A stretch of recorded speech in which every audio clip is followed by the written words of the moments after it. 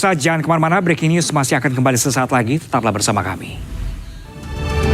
Ya pemirsa, ledakan mengguncang kawasan industri Jebel Ali di Dubai, Uni Emirat Arab. Muncul klaim yang menyebut serangan dilakukan dengan rudal dan drone dari Yaman.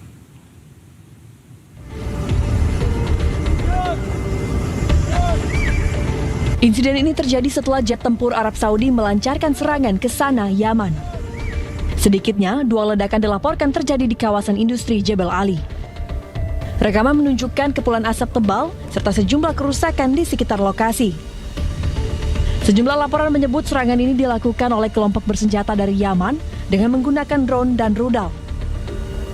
Pemerintah Uni Emirat Arab menyatakan sistem pertahanan udara mereka berhasil mencegat 1 drone. Namun, belum ada keterangan resmi terkait penyebab ledakan di kawasan tersebut. Sementara itu, sejumlah akun di media sosial mengklaim 2 orang telah ditangkap terkait penyebaran foto dan video insiden tersebut.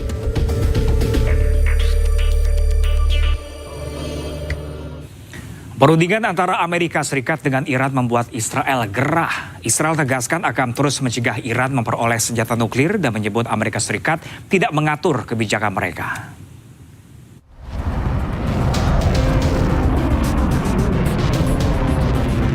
Hubungan Amerika Serikat dan Israel memanas. Israel menolak pembahasan yang dilakukan Amerika Serikat dan Israel. Perdana Menteri Israel Benjamin Netanyahu pun mengingatkan Amerika Serikat bahwa meski mereka sahabat, namun AS tidak bisa menentukan masa depan Israel.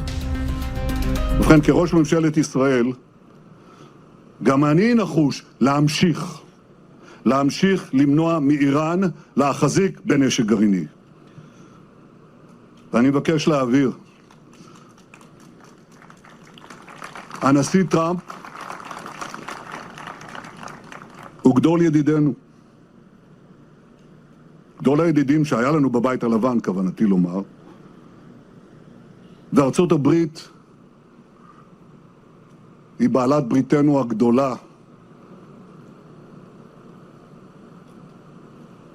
וכולם מבינים גם זאת. אנחנו מעריכים מאוד את המאמצים המשותפים שלנו ושל ארצות הברית נגד שאיפותיה הגרעיניות של איראן. אבל אני מבקש להעביר גם כן. קיומה של ישראל אינו נתון למשא ומתן. עם הסכם או בלי הסכם. אני נחוש, כולנו נחושים, שנעשה את כל הדרוש להבטיח את ביטחוננו Sementara, Presiden Amerika Serikat Donald Trump menekankan dirinya lebih memilih untuk negosiasi dengan Iran daripada jadi pembunuh.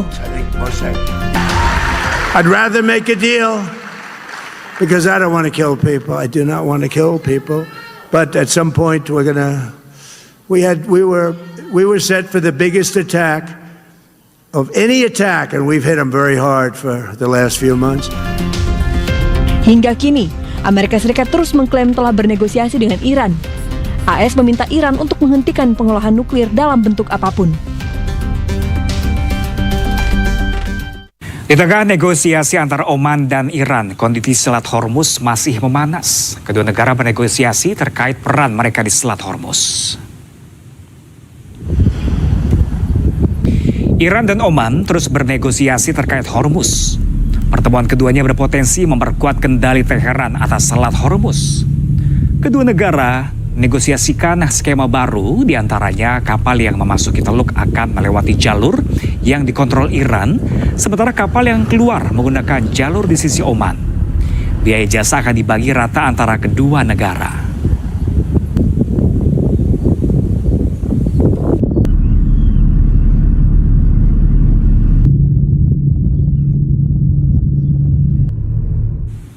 Sementara itu, pemirsa, Komando Pasukan Amerika Serikat atau CENTCOM merilis rekaman terkait penegakan blokade di Selat Hormuz. Blokade diberlakukan seiring dengan meningkatnya ketegangan.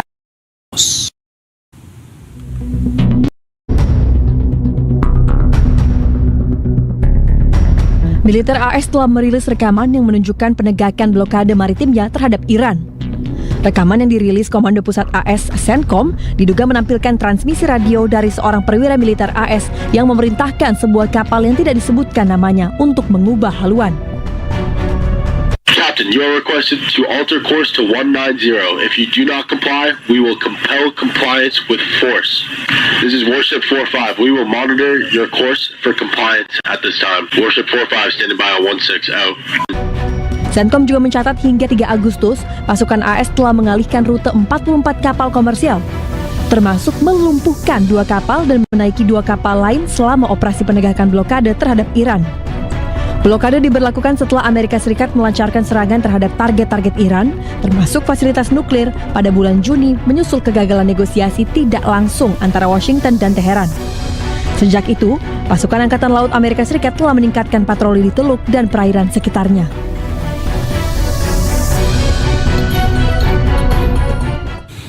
Ya pemirsa, kesepakatan terkait pembukaan Selat Hormuz masih berlangsung, namun masih ada tantangan untuk membuka blokade. Amerika menolak Iran memungut biaya, sementara Iran menegaskan pembukaan Selat Hormuz tidak akan sepenuhnya. Dan untuk membahasnya pemirsa, sudah bergabung bersama kami ada peneliti Asia Middle East Center, ada Bapak Pizarro Ghazali Idrus, bergabung melalui via Zoom. Selamat pagi Pak Pizarro. Selamat pagi Mas Pram. Ya Pak Pizarro, terima kasih sebelumnya telah bergabung bersama kami di Breaking News kali ini Pak Pizarro. Ini upaya diplomasi tengah berlangsung saat ini antara Amerika Serikat dan juga dengan Iran. Kalau Anda lihat sejauh mana nih diplomasi ini, perundingan ini dapat mengurangi setidaknya penurunan konflik atau bahkan ini ada hanya jeda sementara hingga akhir nanti perang kembali? Ya, sekarang ada negosiasi Pram antara Iran dengan Oman yang kemudian kemungkinan akan ada kesepakatan mengenai Selat Hormuz. Tetapi harus kita garis bawahi ya, ini kesepakatannya bukan antara Iran dengan Amerika, tapi Iran dengan Oman gitu. Maka ketika Donald Trump mengatakan saya udah melakukan dialog yang konstruktif, yang pro dengan Iran, tiba-tiba dibantah sama Iran. Itu mengatakan saya nggak bernegosiasi sama Anda, saya nggak mau diplomasi sama Anda, saya berdiplomasi dengan Oman gitu. Nah artinya apa Pram? Belum tentu nih kesepakatan Iran dengan Oman itu juga akan disetujui oleh Amerika Serikat ya. Terlebih kita melihat ya, kalau visinya Trump itu kan Iran itu tidak boleh mengendalikan Selat Hormuz, termasuk boleh memungut upeti dari situ. Tetapi dalam kesepakatan Iran dengan Oman, ini masih kita melihat bahwa Iran masih tetap memberikan kendali kepada Selat Hormuz ya, dan kemudian Iran juga tidak mau juga tunduk dalam kesepakatan dengan Amerika Serikat, di mana itu tidak boleh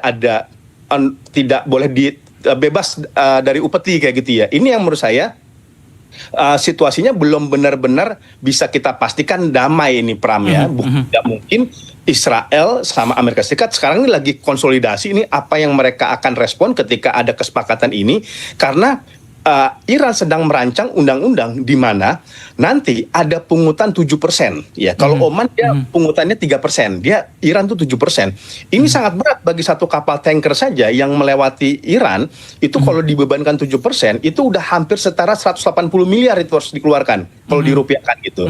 Dan ini pasti kesepakatan ini tidak diinginkan oleh Amerika Serikat, karena kalau mendapatkan cash dari situ, ada 2 hal yang dikhawatirkan sama Amerika Serikat. Pertama, ini kan bisa dicontoh Cina nanti di Selat Taiwan. Di wilayah-wilayah lain yang memiliki selat yang begitu besar, nanti negara-negara lain pun juga bisa memungut uang tol di situ kan. Nah, ini yang tidak diinginkan oleh Amerika Serikat gitu. Kedua, ini akan membuat Iran semakin lama semakin kuat. Bayangkan ya, itu kalau dihitung ya, per tahun Iran bisa mendapatkan keuntungan 1.800 triliun rupiah. Kalau kemudian kesepakatan ini disepakati gitu, per tahun 6 triliun gitu. Bayangkan, dia sama tuh dengan keuntungan Microsoft, dengan keuntungan Google dan lain sebagainya. Nah, itu yang tidak diinginkan. Kemudian ini juga ada rancangan yang sedang dibuat oleh Iran, walaupun udah kesepakatan Selat Hormuz, kita alhamdulillah ya Selat Hormuz kemungkinan bisa kembali dibuka. Tetapi Iran memberikan pengecualian tidak boleh Selat Hormuz dipakai oleh kapal-kapal Amerika Serikat atau yang terkait dengan Amerika Serikat, ataupun kapal-kapal Israel atau yang terkait dengan Israel, termasuk personal itu Pram.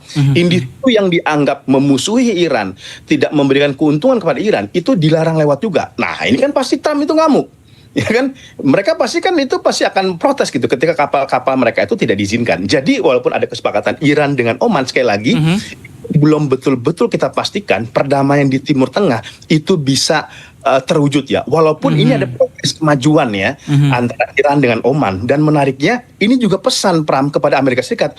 Wah, negara-negara Timur Tengah, negara-negara Teluk bisa kok menyelesaikan masalah Selat Hormuz tanpa keterlibatan Amerika Serikat. Tanpa intervensi Amerika Serikat. Kan Amerika nggak terlibat dalam kesepakatan ini ya. Ya walaupun Oman itu dekat sama Amerika Serikat, tetapi kan dia mewakili Oman dan negara-negara Teluk kayak gitu ya. Ini membuktikan peran Amerika Serikat semakin lama di Timur Tengah semakin kurang itu pengaruhnya. Dan kita mengetahui psikologis Trump, kalau dia tidak mendapatkan keuntungan dalam kesepakatan apapun, dia tidak akan pernah menerima dan dia punya peluang untuk melakukan eskalasi kembali dengan Iran. Ini analisa saya, Trump. Baik Pak Pizarro, tapi sebaliknya Pak Pizarro seperti Pak Pizarro katakan dan juga di media-media online lainnya mengatakan bahwa ini Presiden Donald Trump ini sangat optimis yakin dengan kesepakatan dengan Iran semakin dekat. Melainkan ini si Teheran ini justru membantah ada negosiasi dengan Amerika Serikat. Ini kenapa narasinya berbeda seperti itu dan kenapa Amerika sebegitu yakin? Iya, ini kan Trump untuk konsumsi politik domestik dalam negeri, Pram.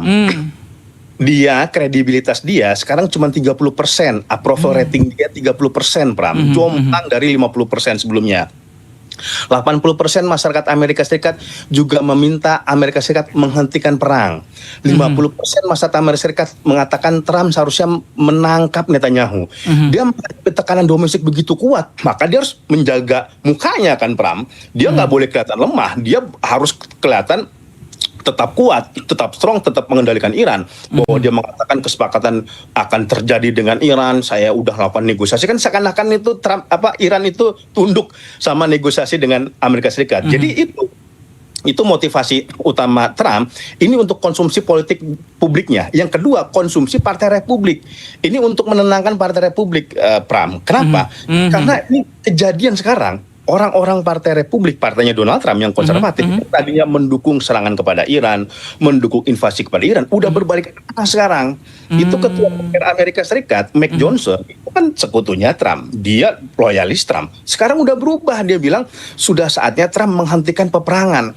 Karena kalau perang ini lanjut, ongkos politiknya ini mahal bagi Partai Republik ya. Di pemilu tinggal 3 bulan lagi, Pram. November pemilu itu satu persatu kita melihat ya politisi-politisi pro Israel, pro Trump itu mulai bertumbangan dengan pendahuluan sekarang yang ada di Amerika Serikat gitu. Maka jadi dalam artinya Pak Pizarro, ini optimisme Donald Trump mengenai perdamaian dengan Iran ini hanya pencitraan semata di dalam politik dalam negerinya hanya untuk menjelang pemilu seperti itu? Iya, ini lebih tepatnya pepesan kosong, Bram. Ini pepesan kosong. Bagaimana mungkin dia mengklaim ada dialog sama Iran produktif, yang Irannya ngebantah. Seperti itu. Iran mengatakan saya tidak merasa berdialog. Karena apa? Di Iran itu udah pesimis dan bahkan kalau kita lihat Pram ya, itu faksi reformisnya Iran, faksi garis kerasnya itu masih agak berbeda pendapat nih. Faksi reformisnya mengatakan kami oke lah kita perlu negosiasi sama Amerika. Kalau yang garis kerasnya kan menolak. Tapi sekarang sama-sama mereka ini sama-sama udah pesimis dan menolak, Pram. Kenapa? Faksi reformis ini yang menteri luar negerinya, presidennya kan berkali-kali negosiasi sama Amerika Serikat, bahkan udah terjadi MOU, tetap aja tidak dijalankan sama Amerika Serikat. Apalagi perangan terjadi ketika pemakaman Ali Khamenei ya kan yang ada di Iran, itu kan membuat faksi reformis itu kecewa. Oh, mereka udah berdialog, capek, kemudian berdiskusi, mencari win-win solution, toh tetap tidak dihargai sama Trump. Buat apa saya negosiasi? Kedua, dia ngeliat Venezuela, Pram. Venezuela itu kan Maduro presidennya kan ditangkap sama Donald Trump ya, yang wapresnya sekarang malah menjadi sekutunya Trump kan, dekat sama Trump. Tapi apa yang terjadi? Apakah Venezuela menjadi lebih baik? Enggak, sanksi ekonomi tetap nggak dicabut tuh di Venezuela sama Donald Trump. Walaupun presidennya sekarang udah nyerahin lehernya ke Donald Trump, nggak dicabut sanksi ekonominya. Minyak mereka juga tetap disanksi gitu. Nah, Iran kan ngebaca lah Venezuela aja yang udah menyerahkan kedaulatannya kepada Amerika Serikat tetap tidak menjadi lebih baik, tetap disanksi sama Amerika Serikat. Lah gimana dengan kita? Kan kayak gitu. Nah, ini yang berkembang di internal pemerintah Iran saat ini yang akhirnya mereka tuh semakin jauh mencapai kesepakatan. Akhirnya kan makanya yang terjadi kan sama Oman nih. Kesepakatan Selat Hormuz dan itu kan. Pak Pizarro, ini kan sebenarnya si Iran lagi sibuk dengan Oman, seakan-akan Amerika dicuekin lah istilah seperti itu. Apakah dengan perundingan antara Oman dan Iran dan sementara Amerika tidak dilibatkan, ini akan membuat Amerika meradang nggak sih? Saya kira gini, Trump itu posisinya gini, dia lihat apakah kesepakatan Iran dengan Oman ini menguntungkan dia juga. Nah, ukurnya apakah ada benefit yang diberikan oleh kepada Amerika Serikat. Kalau kita lihat perkembangan terbaru, iya, Selat Hormuz dibuka untuk lalu lalang kapal internasional. Tapi Pram, jangan lupa, Iran sedang menggodok undang-undang yang mengecualikan kapal Amerika Serikat di situ. Jadi kapal Amerika Serikat tetap nggak boleh lewat. Bahkan bukan kapal Amerika Serikat yang terafiliasi sama Amerika Serikat, yang punya koneksi dengan Amerika Serikat, itu tidak boleh lewat. Kalaupun dia lewat, akan dikenakan sanksi 20%. Bayangkan, besar banget, 20% dia harus membayar sanksi kepada Iran gitu. Kemudian dia juga sama, kapal-kapal Israel juga tidak boleh lewat seperti itu. Nah ini menurut saya, kalau ini kemudian ada deal disepakati oleh Iran seperti karena kan Iran juga ngebaca, dia nggak mau kesepakatan dia sama Oman itu juga memberikan keuntungan sama Amerika. Dia kan juga ngebaca kayak gitu. Kan gini, uang saya aja disanksi sama Amerika Serikat, MOU yang katanya aset-aset saya akan dicairkan tidak dilakukan sama Amerika Serikat, buat apa saya memberikan keuntungan bagi Amerika?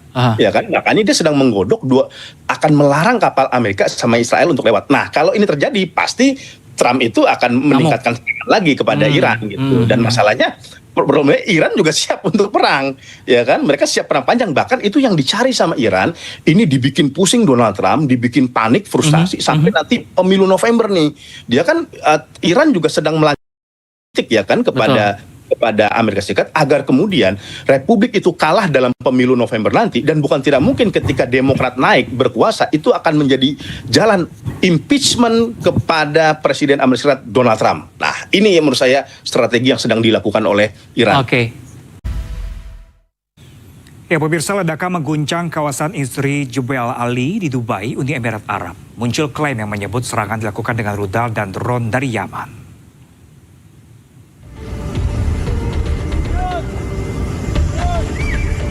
Insiden ini terjadi setelah jet tempur Arab Saudi melancarkan serangan ke Sanaa, Yaman. Sedikitnya, 2 ledakan dilaporkan terjadi di kawasan industri Jebel Ali. Rekaman menunjukkan kepulan asap tebal serta sejumlah kerusakan di sekitar lokasi. Sejumlah laporan menyebut serangan ini dilakukan oleh kelompok bersenjata dari Yaman dengan menggunakan drone dan rudal. Pemerintah Uni Emirat Arab menyatakan sistem pertahanan udara mereka berhasil mencegat 1 drone. Namun, belum ada keterangan resmi terkait penyebab ledakan di kawasan tersebut. Sementara itu, sejumlah akun di media sosial mengklaim 2 orang telah ditangkap terkait penyebaran foto dan video insiden tersebut.